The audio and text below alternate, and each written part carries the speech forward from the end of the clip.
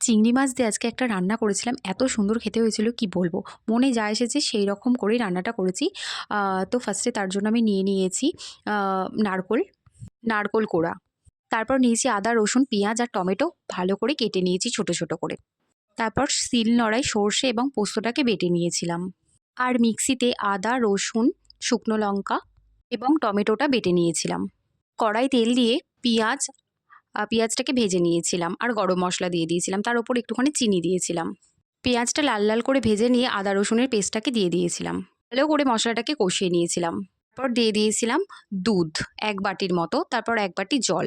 তারপর চিংড়ি মাছগুলোকে দিয়ে একটু ফুটিয়ে নিয়ে সর্ষে এবং পোস্ত বাটাটা দিয়ে দিয়েছিলাম।